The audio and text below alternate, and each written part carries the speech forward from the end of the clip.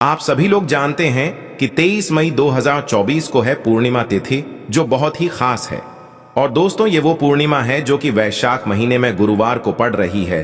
दोस्तों, इसी दिन किया जाने वाला पंडित जी द्वारा बताया गया एक लाल फूल और एक सफेद फूल वाले उपाय आप लोगों को जरूर करना चाहिए, क्योंकि दोस्तों ये एक ऐसा उपाय है जो कि हर दिन नहीं किया जाता। वैशाख महीने में जो पूर्णिमा पड़ती है उसी दिन किया जाता है। देखिए, ये दिन इतना खास होता है, इतना महत्वपूर्ण होता है। देखा गया है कभी कभी बड़े बड़े पूजा पाठ अनुष्ठान से जो मनोकामना पूर्ण नहीं होती है, वह गुरुवार पूर्णिमा के दिन एक छोटे से उपाय करने से ही आपकी मनोकामना पूर्ण हो जाती है। और बहुत सारे लोगों ने इस उपाय को किया भी है और उनको इस उपाय को करने का फल भी जरूर मिला है। अगर आप लोग भी इस उपाय को इस पूर्णिमा के दिन करना चाहते हैं तो आप इस उपाय को पहले अच्छे से समझ लेना, सुन लेना, उसके बाद करना। आपको इस उपाय का फल जरूर मिलेगा, आपकी सभी मनोकामनाएं पूरी हो जाएंगी। दोस्तों, हम आपको यहां पर बता दें कि यह जो एक लाल फूल और एक सफेद फूल वाले उपाय है, यह उपाय पंडित जी ने अपनी अभी की सिहोर की कथा में ही बताया है। और इस उपाय को करने से आपके घर में चाहे किसी भी प्रकार की दुख और समस्या क्यों ना चल रही हो, आपको उसका कारण भी नहीं पता है कि भाई ये समस्या किस कारण से चल रही है। उसका कुछ भी कारण हो सकता है, जैसे पितृदोष हो सकता है, काल सर्प दोष हो सकता है, या किसी भी तरह का मंगल दोष भी हो सकता है। और भी बहुत तरह के दोष होते हैं, कुछ भी हो सकता है। पर आपको इस उपाय को करने के लिए अपने दोष को पता लगाने की भी जरूरत नहीं है। आपके घर में किस कारण से इतनी दुख और परेशानी आ रही है, वह भी आपको पता लगाने की जरूरत नहीं है। पूर्णिमा के दिन इस उपाय को कर लेना, क्योंकि इसी एकमात्र उपाय को करने से आपके पूरे घर परिवार में सुख और शांति हो जाएगी। आपके घर में अच्छे अच्छे काम होने लगेंगे। आपकी जो भी मनोकामना होगी वह भी धीरे धीरे करके पूर्ण होना शुरू हो जाएंगी। अब हम समझते हैं इस एक लाल फूल और एक सफेद फूल वाले उपाय को आपको करना कैसे है, किसको करना है, किस समय करना है और कैसे करना है। उपाय आसान है, बस समझने वाली बात है, इसलिए ध्यान से समझिए। उसके बाद ही आप लोग जो है इस उपाय को जरूर कीजिएगा। सबसे पहली चीज हम लोग ये समझते हैं कि इस एक लाल फूल और एक सफेद फूल वाले उपाय को इस आने पूर्णिमा के दिन किसको करना है। तो देखिए, इस उपाय को घर के सभी सदस्यों को करने की बिल्कुल भी जरूरत नहीं है। घर में से कोई एक मुख्य बड़ा सदस्य ही इस उपाय को करेगा तो उस घर परिवार के सभी सदस्यों को इस उपाय को करने का फल मिल जाएगा। पर वो बड़ा सदस्य कौन होगा, कौन व्यक्ति इस उपाय को करेगा, तो यहाँ पर देखिए, हम आपको बता दें, घर की जो बड़ी माताएं बहनें होंगी, घर की बड़ी माताओं बहनों में से कोई भी एक माता बहन इस वाले उपाय को कर सकती है। अपने पूरे घर परिवार के लिए घर में सभी सदस्यों को इस उपाय को करने की जरूरत नहीं है। मात्र घर की जो बड़ी माताएं बहनें हैं, उनमें से कोई भी एक माता बहन इस वाले उपाय को करेगी तो उसके घर परिवार के पूरे सदस्यों को इस उपाय का फल मिलेगा। अगर किसी कारणवश माताएं बहनें घर में उपस्थित ना हो या वो इस उपाय को ना कर रही हो, कुछ दिक्कत हो, तो भाई उस जगह पर फिर घर का कोई बड़ा व्यक्ति भी इस उपाय को कर सकता है। माताओं बहनों के कहने का मतलब ये था कि माताएं बहनें घर की लक्ष्मी होती है। जब घर की लक्ष्मी कोई उपाय करती है तो निश्चित ही भगवान शिव जी बहुत जल्दी प्रसन्न होते हैं और उपाय का फल में बहुत जल्दी और बहुत बड़ा करके भी यहाँ पर देते हैं। तो आप लोग ये बात समझ गए होंगे। अब हम ये बात समझते हैं कि इस वाले उपाय को हमें करना किस समय है। एक लाल फूल और एक सफेद फूल वाले उपाय को हमें पूर्णिमा के दिन करना है किस समय। तो देखिए, इस उपाय को करने का जो समय है वो सुबह का समय है और शाम का समय भी है। अब देखिए, यहाँ पर हम मुख्य रूप से सुबह का समय नहीं बोलेंगे, क्योंकि देखिए ये जो पूर्णिमा है, और आप सभी लोग जानते हैं पूर्णिमा के दिन का प्रदोष काल का मतलब शाम का जो समय होता है ना, इस दिन भगवान शिव जी का सबसे प्रिय दिन होता है। तो आप लोग इस एक लाल फूल एक सफेद फूल वाले उपाय को सुबह के समय भी कर सकते हो और शाम के समय प्रदोष काल में भी कर सकते हो। सुबह के समय अगर कर रहे हो तो 10 या फिर 11 बजे तक भी अगर उपाय करोगे तो भी आपको उपाय का फल मिलेगा। वही अगर शाम के समय कर रहे हो तो इस दिन जरूर शाम के समय का ध्यान रखना कि शाम के 6 बजे से लेकर 7 बजे के बीच में अगर आप इस उपाय को कर सकते हो तो बिल्कुल कर लेना, पूरी कोशिश करना। पर अगर किसी कारणवश इस समय के बीच में ना कर पाओ तो रात 8 बजे तक भी अगर आप उपाय को करोगे तो आपको उपाय का फल जरूर मिलेगा। ये बात आपको समझ आ गई कि आप इस उपाय को सुबह और शाम दोनों समय कर सकते हो। मतलब करना आपको एक ही समय है, घर में से किसी एक ही बड़े व्यक्ति को करना है, पर एक ही बार इस उपाय को करना है, दोनों समय नहीं करना है। आपको जो समय अच्छा लगे आप उस समय पर इस वाले उपाय को कर सकते हैं। अब सबसे महत्वपूर्ण बात आती है कि इस उपाय को हमें करना किस लिए है। जैसा कि हमने अभी आपसे बोला कि इस उपाय को करने के बाद आपके जीवन में बहुत सारी खुशियां आएंगी, आपकी मनोकामनाएं पूर्ण होंगी, आपकी धन की समस्या दूर होगी, आपकी पैसों की समस्या दूर होगी। अब देखिए, अगर आप लोग सोच रहे हो कि भाई हमें घर बनाना है पर घर बनाने के लिए पैसा नहीं है, हमें गाड़ी लेना है पर गाड़ी लेने के लिए पैसा नहीं है, हमें ज़मीन लेना है पर ज़मीन लेने के लिए पैसों की कमी पड़ रही है, अगर ऐसी ही दिक्कत, परेशानी या किसी भी तरह की धन से जुड़ी हुई समस्या या पैसों से जुड़ी हुई समस्या अगर आपके जीवन में चल रही है तो निश्चित ही यह पूर्णिमा आपके जीवन में बहुत सारे फल ला कर दे सकता है।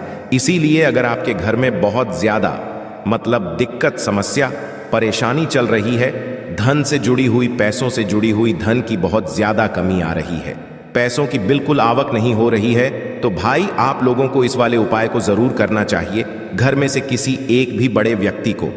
अब इस उपाय में करना क्या है वो सबसे पहले हम लोग जान लेते हैं। उपाय की सामग्री हम लोग सबसे पहले जानते हैं कि इस उपाय में किस किस चीज की आवश्यकता पड़ेगी। तो देखिए, उपाय का नाम तो एक लाल फूल और एक सफेद फूल वाला उपाय है, पर इस उपाय में कुल मिलाकर 4 सामग्री हमें लगने वाली है, जो कि पंडित जी ने खुद सीहोर वाली कथा में बताया है। और जो हम आपको उपाय बताते हैं वो पंडित जी द्वारा बताए गए होते हैं, बताते हैं, अलग से कुछ भी नहीं बताते हैं। तो यहाँ पर हम लोग समझते हैं कि इस उपाय की सामग्री क्या है। तो देखो, उपाय की जो सामग्री है वो 4 सामग्री है, जिसमें से सबसे पहली सामग्री है एक बेल पत्र। क्या एक बेल पत्र क्या होती है? बेल पत्र जो शिव की शिवलिंग पर चढ़ती है। दूसरी चीज है एक शमी पत्र। शमी पत्र वो जो शिवलिंग पर ही चढ़ता है। तीसरी चीज है दोस्तों एक लाल फूल, जो उपाय का नाम है। तो एक यहाँ पर आपको लाल फूल लेना है। अब ये लाल फूल कौन सा लेना है? देखो, शिवलिंग के ऊपर जो लाल फूल चढ़ता हो उनमें से कोई भी एक लाल फूल पसंद कर लेना और वो कहीं से तोड़कर या कहीं से खरीद कर लेकर आना और उस लाल फूल को उपाय में प्रयोग में लेना। उसके बाद में एक सफेद फूल का विशेष रूप से ध्यान रखना। जो सफेद फूल शिवलिंग पर चढ़ता हो सिर्फ वही सफेद फूल लेकर आना, इसके अलावा कुछ मत लेकर आना। तो एक मात्रा में ही आपको ये 4 सामग्री चाहिए, एक बेलपत्र, एक शमी पत्र, एक लाल फूल और एक सफेद फूल। ये 4 सामग्री आप लोग तैयार करके रख लेना। पूर्णिमा के दिन, प्रदोष काल में या सुबह के समय जब भी आप इस उपाय को कर रहे हैं, जैसे ही आपके उपाय की सामग्री तैयार हो जाती है तो क्या हम सीधा उपाय को करने के लिए इन 4 सामग्री को लेकर उपाय करने के लिए जा सकते हैं? नहीं, तो यहाँ पर आपको इस बात का ध्यान रखना है कि हम भगवान शिव जी को प्रसन्न करने के लिए तो जा रहे हैं, हम अपनी मनोकामना को पूर्ण करवाने के लिए तो जा रहे हैं, पर हमें ये दर्शा बिल्कुल भी नहीं है कि हम सिर्फ अपने फायदे के लिए भगवान शिव जी के मंदिर में आए हैं। इसीलिए हम इस उपाय को करने के साथ साथ में भगवान शिव जी की पूजन अर्चना के लिए कुछ सामग्री भी जरूर लेकर जाएंगे। जैसे कि सुबह के समय अगर आप उपाय को कर रहे हो, इस एक लाल फूल और एक सफेद फूल वाले उपाय को, तो भाई सुबह के समय आपको एक लोटा जल लेकर जाना है। जो लोग प्रतिदिन शिव जी के मंदिर जाते हैं, पूजन अर्चना करते हैं, जल चढ़ाते हैं, फूल बेल पत्र सब कुछ चढ़ाते हैं, भाई वो अपनी पूजन अर्चना वैसी की वैसी ही करना। बाकी जो सिर्फ उपाय को करने के लिए जा रहा है, जो कुछ भी लेकर नहीं जा रहा है, उसे कम 1 लोटा जल अपने घर से जरूर भरकर लेकर जाना अगर आप उपाय को कर रहे हो, है ना? क्योंकि इस वाले उपाय को आप भगवान शिव जी की पूजन अर्चना करने के बाद ही करना। वही अगर बात करें शाम के समय की, अगर कोई व्यक्ति शाम के समय प्रदोष काल में इस वाले उपाय को कर रहा है तो भाई आपको मात्र एक घी का दीपक तैयार करना है। ये बात हम हमेशा बोलते हैं। शाम के समय प्रदोष काल में कोई कर रहे हो ना तो दीपक का विशेष महत्व होता है। और पूर्णिमा के दिन का प्रदोष काल में जो भी व्यक्ति दीपक जलाता है ना भगवान शिव जी के मंदिर में, भाई उसके जीवन से सारी दुख और परेशानियां भी दूर होती हैं। तो भाई इस दिन दीपक का विशेष रूप से ध्यान रखना आप लोग, अगर आप इस उपाय को शाम के समय प्रदोष काल में कर रहे हो, है ना।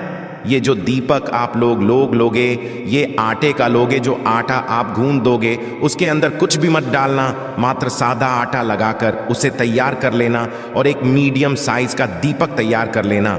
वो दीपक ना ज्यादा छोटा हो ना ज्यादा बड़ा हो, है ना। उसके बाद में दीपक आपका तैयार हो जाए तो इसके अंदर जो बत्ती रखोगे वो गोल बत्ती रखोगे। देखो गोल बत्ती भी दो तरह की होगी, एक बाजार की और एक घर वाली। तो कोशिश करना अपने घर में जो रुई रखी हुई है उस रुई से आप लोग एक गोल बत्ती अपने ही हाथों से बनाओ। उपाय का फल अच्छा मिलता है, भगवान शिव जी जल्दी प्रसन्न होते हैं। जब हम किसी भी उपाय को अपने हाथों से परिश्रम करके तैयार करते हैं तो आपको उस दीपक के अंदर एक गोल बत्ती रख देनी है। इसके अंदर जो चीज़ आप लोग डालोगे वो डालोगे शुद्ध देसी गाय का घी। इस बात का विशेष रूप से ध्यान रखना, शुद्ध देसी गाय का घी ही डालना है, तेल वगैरह नहीं। आज के दिन तो मतलब इस दिन मत डालना, पूर्णिमा के दिन, क्योंकि भगवान शिव जी का सबसे प्रिय दिन और प्रिय समय पर हम लोग इस वाले उपाय को कर रहे हैं। तो थोड़ा सा शुद्ध देसी गाय का घी इतना डालना कि वो दीपक कुछ समय तक चल सके। ना बाजार वाला मिलावटी घी डालना, ना भैंस का घी डालना, शुद्ध देसी गाय का घी। आपको ढूंढने में थोड़ी मतलब मेहनत लगेगी और महंगा भी मिलेगा, पर इसी मतलब घी से भगवान शिव जी प्रसन्न होते हैं और उसी शुद्ध देसी गाय की घी से घर में बरकत भी बनी रहती है और हमारे घर में सुख शांति भी बनी रहती है। इसलिए इस शुद्ध देसी गाय का घी को अपने घर में हमेशा रखा करो। वो भगवान शश जी के कार्यों में भी उपयोग में आता है और उपायों में भी हम लोग प्रयोग कर सकते हैं। तो यहाँ पर आपकी सारी तैयारियां हो चुकी हैं। उपाय को करते समय शुद्धता का विशेष रूप से ध्यान रखिएगा। सुबह कर रहे हो तो भाई सुबह तो आपको स्नान करना ही करना है, बाकी शाम को कर रहे हो तो शाम को मात्र हाथ मुंह धोकर भी आप लोग इस वाले उपाय को कर सकते हो। कोई दिक्कत वाली बात नहीं है भाई। उपाय की पूरी सामग्री तैयार करके और पूजन सामग्री लेकर आपको भगवान शिव जी के मंदिर पहुंचना है, जो आपके घर के पास में हो, जहां पर शिवलिंग विराजित हो, शिवालय हो, वहां पर आप लोगों को पहुंचना है। और जैसे ही आप भगवान शिव जी के मंदिर में पहुंचते हो, वहां जाकर ही उपाय शुरू नहीं करना है। पहले आपको भगवान शिव जी की पूजन अर्चना करना है। पूजन अर्चना कैसे करोगे? सुबह के समय गए हो तो एक लोटा जल वगैरह जो भी पूजन सामग्री लेकर गए हो, उससे पहले पूजन सामग्री आप लोग मतलब पूजन भगवान शिव जी की कर लो। जो व्यक्ति सिर्फ एक लोटा जल लेकर गए हैं वो शिव जी की शिवलिंग पर मात्र एक लोटा जल एक धारा से धीरे धीरे करके चढ़ा लो, है ना। अपनी पूजन अर्चना आप लोग जो है पूरी कर लो पहले। उसी के बाद अगर आप शाम के समय कर रहे हो तो पहले जाकर बैठना है। भगवान शिव जी के शिवलिंग के पास में आप जो दीपक तैयार करके लेकर आए हो उस दीपक को पहले जलाना है। ये जो दीपक आप लोग जलाओगे ना, ये किसी और की माचिस से मत जलाना, अपनी ही माचिस अपने ही घर से लेकर आना और इस दीपक को अपने ही माचिस से जलाना। अगर आपने मंदिर की माचिस या किसी और की माचिस ले ली, इस उपाय को करने में इस उपाय का फल उस व्यक्ति को भी थोड़ा बहुत मिल जाएगा। इस बात का ध्यान रखना। अपने घर से अपनी ही माचिस लेकर जाना और इस दीपक को जलाना। दीपक को जलाने के बाद भगवान शिव जी की शिवलिंग के पास में रख देना। शिवलिंग के इतना पास में मत रखना कि भगवान शिव जी को आंच लगे, थोड़ी सी दूरी बनाकर ही जो है इस दीपक को शिवलिंग के पास में आप लोग रख दीजिएगा। अब जैसे ही आपकी पूजन अर्चना हो जाती है, भगवान शिव जी के शिवलिंग के सामने या आसपास कहीं पर भी बैठ जाइए उपाय को करने के लिए। और उपाय को करने से पहले आप लोग अपनी वह चारों पूजन सामग्री निकाल लीजिए। उपाय की जो सामग्री है वो निकाल लीजिए और भगवान शिव जी के शिवलिंग के ऊपर एक माता अशोक सुंदर जी का स्थान देख लीजिए। माता अशोक सुंदर जी का जो स्थान होता है वो जलाधारी के ऊपर होता है। जलाधारी के बिल्कुल बीचों बीच में होता है। आप लोगों ने देखा भी होगा शिवलिंग की जलाधारी होती है। जलाधारी के बिल्कुल बीचों बीच का जो स्थान होगा वो माता अशोक सुंदर जी का स्थान होगा, क्योंकि यहीं पर हमें ये जो है उपाय को करना है। सबसे पहली चीज अब हम उपाय को करना शुरू करते हैं। आप सबसे पहले अपनी एक बेलपत्र उठा लो। एक बेलपत्र को आपको माता अशोक सुंदरी जी वाले स्थान पर सबसे पहले समर्पित करना है। बेलपत्र की डंडी का मुख होगा जलाधारी की तरफ, जहां से जल बहता है और नीचे गिरता है, और बीच वाली बड़ी पत्ती का मुख मतलब शिवलिंग की तरफ होगा। इस तरीके से आपको इस बेलपत्र को माता अशोक सुंदरी जी वाले स्थान पर समर्पित कर देना है। उसके बाद में अपनी एक शमी पत्र उठा लो जो आप उपाय के लिए लेकर आए हुए हो। शमी पत्र को उठाकर शमी पत्र की भी जो डंडी का भाग होगा वो जलाधारी की तरफ करके, जहां से जल बहता है नीचे गिरता है उस तरफ करके, और पत्ती वाला भाग शिवलिंग की तरफ करके इस शमी पत्र को भी उस बेल पत्र के ऊपर आपको समर्पित कर देना है। समर्पित करने के बाद अब आप ले लो अपना एक लाल फूल जो आप उपाय को करने के लिए लेकर आए हुए हो। इस लाल फूल का जो खिला हुआ भाग होगा, चाहे वो गुलाब का फूल हो चाहे कोई सा फूल जो शिवलिंग पर चढ़ता हो भाई, उस फूल का जो खिला हुआ भाग होगा वो शिवलिंग की तरफ होगा। बाकी जो पीछे का भाग होगा फूल का वो जलाधारी की तरफ, जहां से जल बहता है नीचे गिरता है उस तरफ होगा। और आखिरी में आपका जो एक सफेद फूल बचा हुआ है ना, इस सफेद फूल को भी आपको लेना है, और सफेद फूल का जो खिला हुआ भाग होगा वो शिवलिंग की तरफ होगा, जहां पर शिवलिंग रखा हुआ है उस तरफ होगा, और डंडी का भाग जलाधारी के पीछे की तरफ हो जाएगा, मतलब जो जहां से जल बहता है और नीचे गिरता है।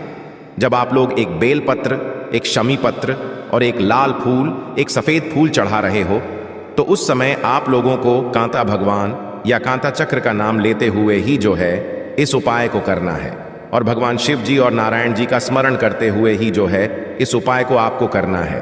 तो जब भी आप एक बेलपत्र, एक शमी पत्र, एक लाल फूल और एक सफेद फूल चढ़ा रहे हो, तो या तो आप कांता चक्र का नाम ले लेना या कांता भगवान का नाम लेते हुए जो है इन सभी सामग्रियों को माता अशोक सुंदरी जी वाले स्थान पर आप लोग समर्पित करते जाना, और शिव और नारायण जी का नाम भी साथ साथ में लेते जाना।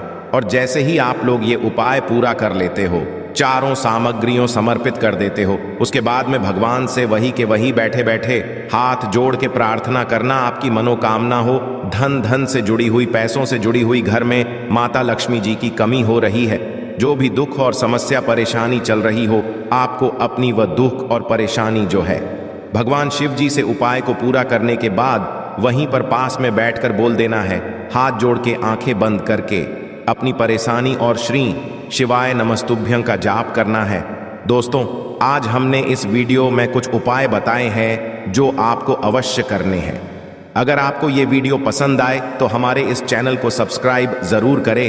हर हर महादेव, ओम नमः शिवाय।